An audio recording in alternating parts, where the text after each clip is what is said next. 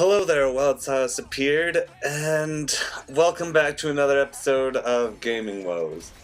Now, when I first started Gaming Glories, I expected to have a lot more videos up, and there will be, but I didn't want to exactly make a Gaming Woes video right after I did a Gaming Glories. However, something happened at least a few days ago from when I'm recording this that I really want to discuss right now, and that is the ultimate downfall, the closing down of my favorite game developer, Irrational Games, aka 2K Boston. Now, 2K Boston has been around since 2001? I could be mistaken about that. No, 1997. Sorry, I had to pull up the Wikia page. And basically what Irrational Games' focus was ultimately taking back the game's ideal concepts and turning them into sort of primarily focusing on the narrative perspective of things. They want to translate gaming narrative and story into focusing specifically on things like aesthetic quality, gameplay quality that essentially melds into the narrative perspective and creates a full-fledged story as a result. And ever since its start, I'll be honest, I got into Irrational Games. It became my favorite company approximately right after it created my favorite game, BioShock, in 2007. Which, of course, obviously being my favorite game, also managed to get Game of the Year, etc., etc. It reinvented narrative. Granted, a lot of people consider it to be a remake of System Shock 2. I'm not going to deny that per se, but I'm going to say that BioShock had a lot more visual intrigue in comparison to System Shock 2. And it was a lot more palpable than System Shock 2 in the way that gameplay was not, I wouldn't say watered down, but it was definitely easier to swallow than System Shock 2 because, fuck, if you're waiting for a System Shock 2 port onto any sort of console game, keep holding up to that hope, buddy. Don't eat, drink, sleep, or anything, 'cause it's coming. And so as a result of it closing down, I can't help but feel bothered by this. I can't help but feel upset by it. It was just so bothersome to me to think that these guys who've created nothing, in my opinion, nothing but good games from at worst, they were tolerable. At worst, their games were tolerable. I mean, I can say plenty of shit about other games, but I've finished every single game that they've ever made, repeatedly. And I hate to say this, but their shutting down has been a long time coming. And once again, I don't want to say that they are a bad company. I don't want to say that because, once again, they're my favorite. However, they are far from the perfect ideal company. That being said, let's take a look at the concept that I'm referring to. In which case, we're going to focus on BioShock Infinite, their last game that they've ever made. Unfortunately, as good as that game was, it didn't meet expectations in both sales and, for the most part, fan acceptance. In the sense that this game was originally announced in 2007, 2008, and it was slated for 2009 to 2010, if I am not mistaken. Feel free to correct me if I'm wrong. And that is about 6 to 7 years of development time for this one game. For this specific game that has been pushed, that has been their focus of the entirety of their company, of their development team for these 7 years. And believe it or not, game publishers like 2K Games, their publisher, doesn't exactly have that kind of money. As sad as it is to say, perhaps maybe they do in a sense, but they can't support a team of approximately 60 to 30 people. That's just a approximate conclusion that I've made. Once again, not entirely certain on the exact facts, but they have been supplying these people most likely for the entirety of these 7 years, with that being their primary salary for a game that was slated entirely earlier, so many times earlier. Here we go.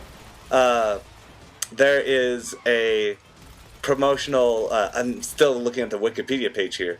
It says that the original trailer confirmed it for release in 2010, August 12th, which just, as you can imagine, that wasn't the case, and it got pushed back for a good 4 years, perhaps. 4 to 6 years, somewhere around that time.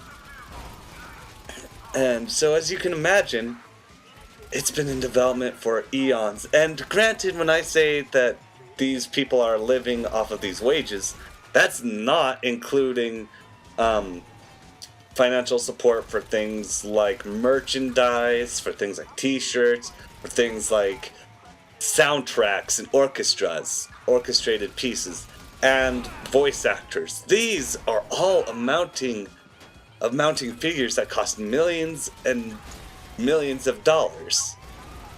And to waste, and not to say waste, but to use 6 to 7 of your years on a game that has been delayed monumentally delayed, is to have a result that's not disappointing, but to have a result that doesn't revolutionize or doesn't entirely uproot the original and the prior game with its name attached to it, that doesn't exactly spark an interest in the publisher.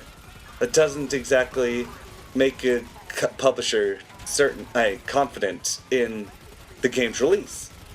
Furthermore, I think that, this is just a theory that I have personally, but I think that Irrational Games and 2K Games sorta, after 6 years, had the audacity to rely on getting Game of the Year last year. Unfortunately, from Spike TV, of course, but still, I think that came to be a make it or break it situation with them. And that seems to be a very bad strategy to rely on, especially for such a big game, for a game that costs so much, as opposed to something that's so enveloped into the mainstream in comparison to the BioShock series. Like fucking GTA 5. Fuck, the game that won Game of the Year, even though it sure as hell didn't deserve to be. Granted, it's still a good game. I'm not saying it's bad or okay, it's good. It's above tolerable level. It didn't deserve to be Game of the Year, but it got it nonetheless. Like, Irrational Games, they had to compete with 2 other people that year. They had to compete with, once again restating, GTA 5 and Last of Us.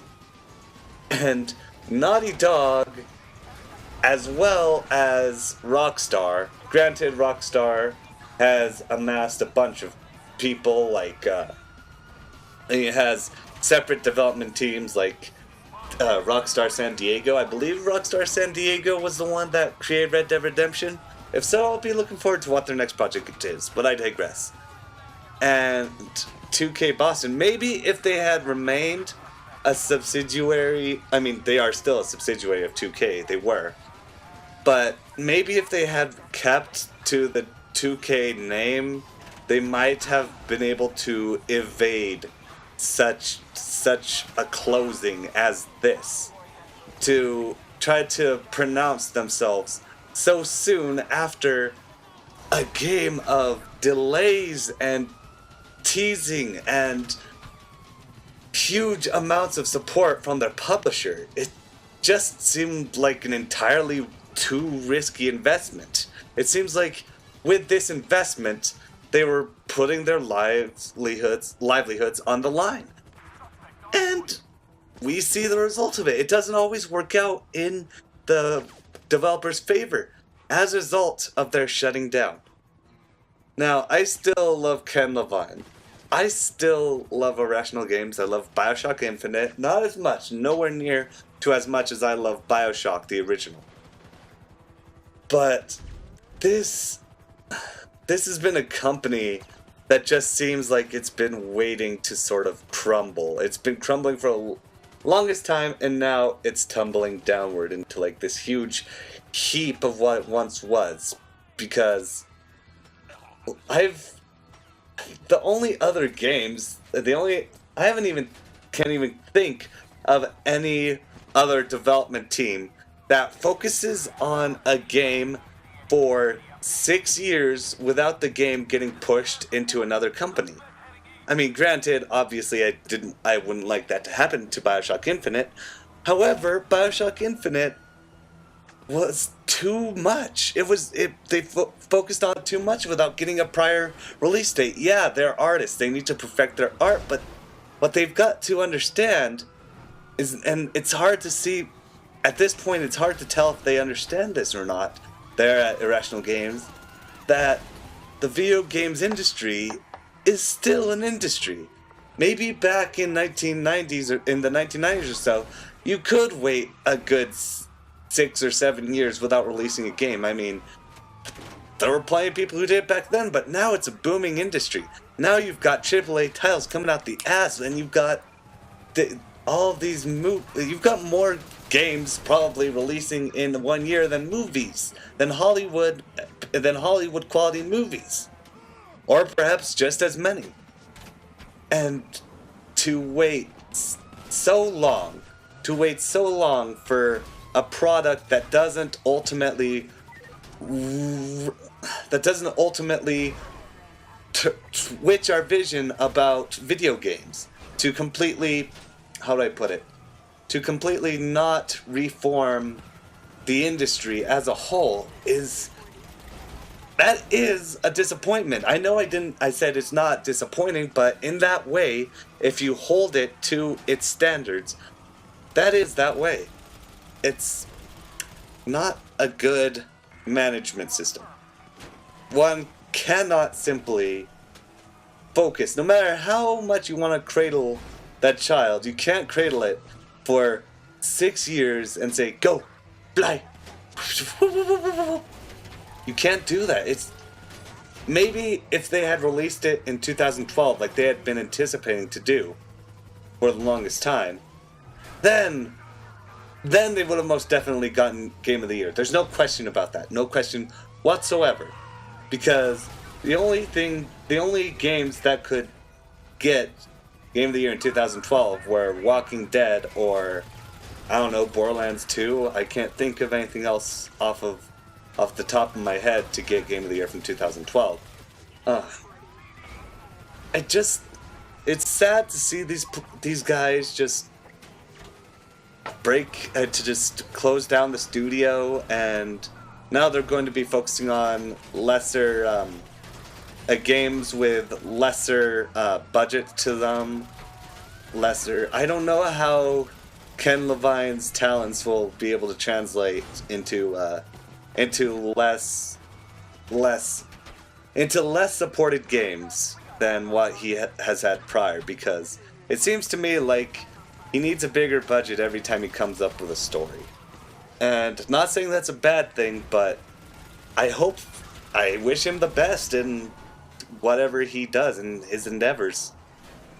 And it really is tragic because right before now, he was almost looked up to. He was probably the most well-known video game writer next to Hideo Kojima.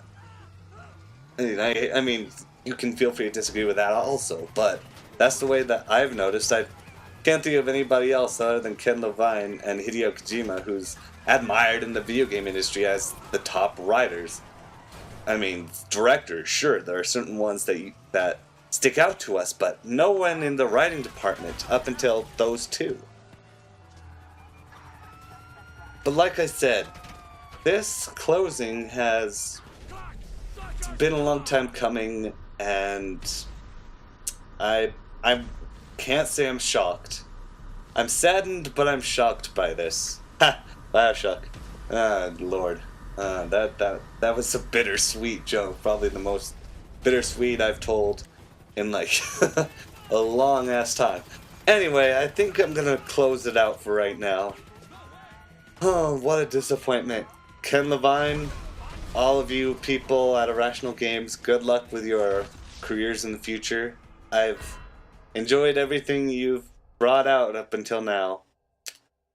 May you prosper in your line of work and maybe come back. Maybe come back as something bigger. Maybe come back as several entities that can make games just as well or better than Irrational Games did. And for the rest of you, you stay wild.